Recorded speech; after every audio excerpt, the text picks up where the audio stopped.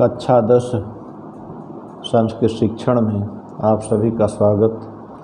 कक्षा 10 संस्कृत की पुस्तक के अंतर्गत गद्य के पाठों का संकलन संस्कृत गद्य भारती का तीसरा पाठ नैतिक मूल्यांकन मैं पढ़ा रहा हूँ, जिसका पहला गद्यांश आप पढ़ चुके हैं, जिसमें नीति की भूमिका बतलाते हुए कहा गया है कि जो नयन व्यापार करे, समाज, राष्ट्र और देश को, व्यक्ति को आगे ले जाए अच्छे रास्ते से, वह नीति कहलाती है। यही नैतिक मूल्य कहलाते हैं। कहते हैं कि जिस रीत से, जिस पद्धति से मनुष्य का जीवन सुचारू और सफल होता है, वही नीति कही जाती है। इस नीति से व्यक्ति का, समाज का और राजावाद का सबका भला होता है। सबको समान रूप से इसका व्यवहार करना चाहिए। नीति के अनुसार चलने से व्यक्तियों का, राजाओं का और संपूर्ण संसार का कल्याण होता है। अब आप दूसरे गद्यांश को देखें।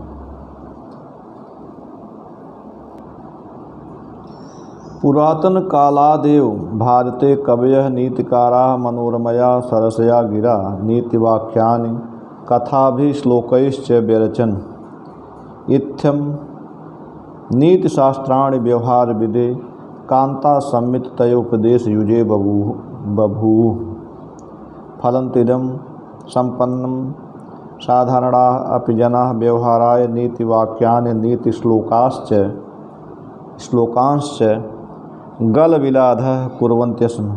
यथा च चाणक्यनीतिः, विदुरनीतिः, विदुलोपाख्यानं, पंचतंत्रम, शुक्रनीतिः, घटकरपरकृतः नीतिसारः, सुंदरपाण्डेयेन कृता नीतिद्विषष्टिका, भल्लालशतकं, भर्तृहरिकृतं नीतिशतकं, बल्लालशतकं, दृष्टान्तशतकम् इत्यादि बहूनि नीतिपुस्तकानि संस्कृते उपलभ्यन्ते। अब आप गद्यांश का अनुवाद देखें। पुरातन कालादेव भारते, प्राचीन काल से ही भारत में कवयः नीतिकाराः मनोरमया सरसया गिरा, नीतिकार कवयः कवियों ने मनोहर, सुंदर और सरसया और सरस बाणी में, रसवती गिरा बाणी में नीति वाक्यों की कथाओं और श्लोकों के द्वारा विरचन रचना की। कहते हैं प्राचीन काल से ही भारत में नीतिकाराः कवयः, नीतिकार कवियों ने, मनोरमया सरसया गिरा, मनोहर और सरस रसमयी, रसभरी वाणी में नीति वाक्यों की कथा भी श्लोकैश्च, कथाओं और श्लोकों के द्वारा विरचन रचना की। कहने का तात्पर्य है कवियों ने कथाओं के माध्यम से और श्लोकों के माध्यम से नीति वाली बातों को जनता के सामने रखा। इत्थम नीतिशास्त्राणि व्यवहारविदे कान्ता संमिततयोपदेश युजे बभूव। कहते हैं इस प्रकार नीति शास्त्र व्यवहारिक ज्ञान के लिए और कांता सम्मित उपदेश युजे बभूव, प्रियतमा के समान उपदेश देने के लिए है। प्रियतमा के समान उपदेश प्रदान करता है, देता है। तो यहाँ देखिए, जो साहित्य शास्त्र में उपदेश की जो शैलियाँ बताई गई वह 3 प्रकार की हैं। प्रभिसम्मित, सुहित सम्मित। देखिए 3 शैलियाँ हैं। एक है प्रभु सम्मित,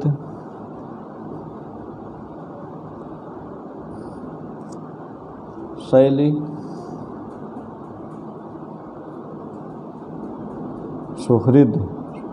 सुहृद सम्मित,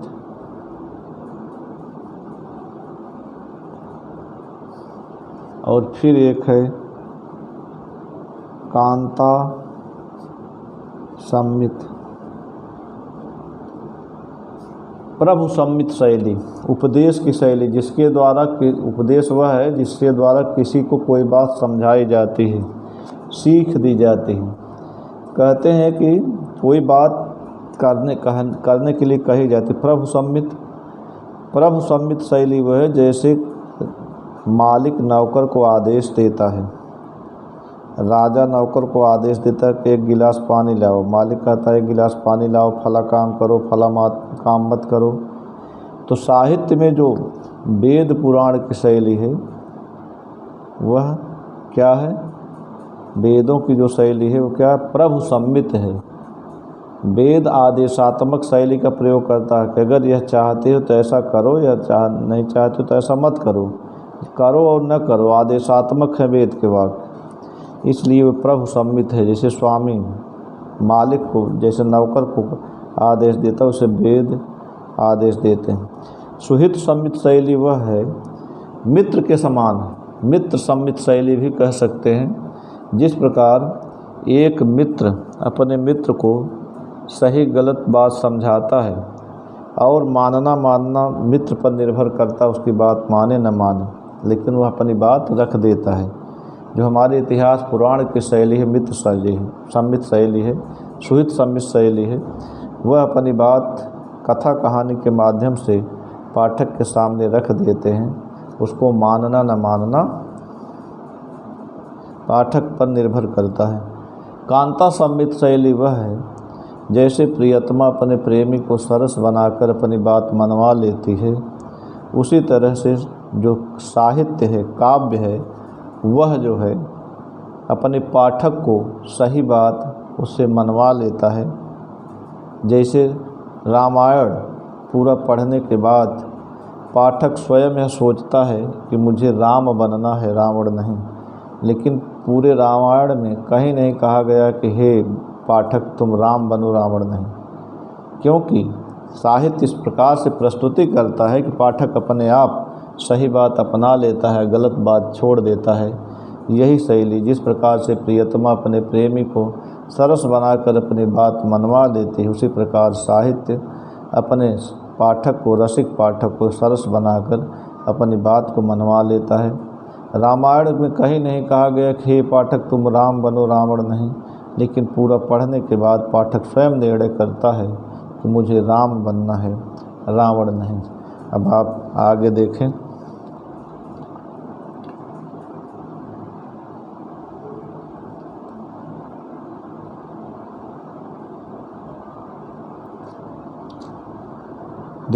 यहाँ कहते हैं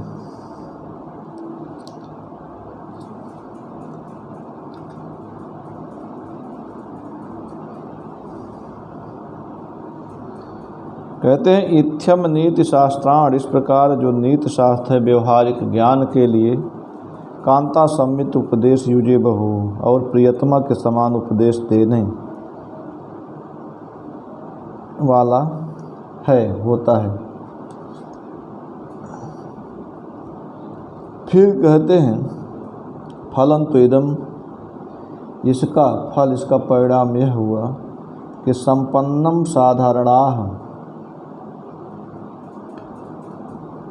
अपजनाः, कहते हैं कि संपन्न और साधारण लोग भी व्यवहारिक ज्ञान के लिए, व्यवहार में प्रयोग के लिए नीति वाक्यानि नीति श्लोकांश गल विलाध कुर्वन्ति आसन्,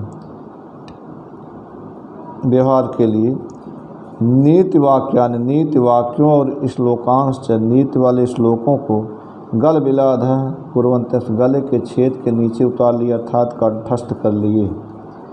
यथाच करें जैसे चाणक्य नीति, चाणक्य की नीति, विदुर नीति, विदुलोपाख्यान, ये सब रचनाओं के नाम हैं। पंचतंत्रम, पंचतंत्र, शुक्र नीति, घट कर पर कृत है, घट कर पर एक कवि हुए, उनके द्वारा रचित नीतिसार है, नीतिसार।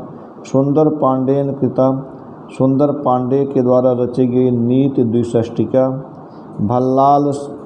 भल्लाट शतकम, भल्लाट शतक। भर्तृहर कृतम, महाराज भर्तृहर के द्वारा रची गई नीति शतकम, नीति शतक। बल्लाल शतकम बल्लाल शतक, दृष्टांत शतकम दृष्टांत शतक इत्यादि बहूनि नीति पुस्तकान संस्कृते उपलभ्यन्ते, संस्कृत में प्राप्त होती हैं। आप इस गद्यांश को एक बार और देखें। पुरातन कालादेव भारते, प्राचीन काल से ही भारत में कवयः नीतिकाराः कवयः नीतिकार कवियों ने मनोरमया सरसया गिरह मनोहर और सरस बाणी में रसमयी बाणी में नीति वाक्यों को कथा भी श्लोकैश्च विरचन, कथाओं और श्लोकों के द्वारा रचा। इत्थम नीति शास्त्राणि, इस प्रकार नीति शास्त्र व्यवहार विधि व्यवहारिक ज्ञान के लिए कांता सम्मित उपदेश युजे बहु, और प्रियतमा के समान उपदेश देने के लिए होता है। फलं तो इदम, परिणाम यह हुआ कि संपन्नम साधारणाः जनाः, संपन्न और साधारण लोग भी व्यवहार के लिए नीति वाक्यों को, नीति श्लोकांश और नीति वाले श्लोकों को गला बिलाधा कुर्वन्त्यस्म कंठस्थ कर लिए। यथा च, जैसे कि चाणक्य नीति, विदुर नीति, चाणक्य नीति, विदुर नीति, विदुलोपाख्यान रचनाओं के नाम में सब हैं। पंचतंत्रम पंचतत्व, शुक्र नीति, घट कर पर कृतः नीति सार, मानका भी घटकर पर द्वारा रचित नीति शास्त्र। सुंदर पांडेन कृता नीति द्विष्टिका, सुंदर पांडे के द्वारा रची गई नीति द्विष्टिका। भल्लाट शतकम, भल्लाट शतक, भर्तृहरि कृतम नीति शतकम, भर्तृहरि के द्वारा रची गई नीति शतक। बल्लाल शतकम, बल्लाल शतक, दृष्टांत शतकम, दृष्टांत शतक इत्यादि बहूनि नीति पुस्तकान संस्कृते उपलभ्यन्ते, इत्यादि ढेर सारी संस्कृत नीति की पुस्तकें संस्कृत में प्राप्त होती हैं। इस गद्यांश का यदि आपको परीक्षा में संदर्भ सहित अनुवाद लिखने के लिए आए तो आप पहले जहाँ पूछा जाए पहला शब्द लिखेंगे डॉट करके, उसके बाद लास्ट वाला 1-2 शब्द लिखेंगे। इसके बाद नीचे संदर्भ हेडिंग डालेंगे, तब लिखेंगे कि प्रस्तुत गद्यांश हमारी पाठ्यपुस्तक संस्कृत गद्य भारती के नैतिक मूल्यांकन नामक पाठ से लिया गया है। कैसे लिखेंगे? प्रस्तुत गद्यांश हमारी पाठ्यपुस्तक संस्कृत गद्य भारती के नैतिक मूल्यांकन नामक पाठ से लिया गया है। उसके बाद अनुवाद हेडिंग डाल करके अनुवाद हेडिंग डालेंगे। उसके बाद जो अनुवाद यहाँ पुस्तक में दिया हुआ है इसको आप अभ्यास के द्वारा, जो मैं पढ़ा रहा हूँ उसके द्वारा और अभ्यास के द्वारा इसको बार बार अनुवाद को सीख लेंगे, याद करेंगे, वाक्यों के साथ मिलाकर पढ़ेंगे तो परीक्षा में आपके ये पाठ महत्वपूर्ण है। इसको गंभीरतापूर्वक अध्ययन करें। इसी के साथ आज का वीडियो समाप्त होता है। धन्यवाद।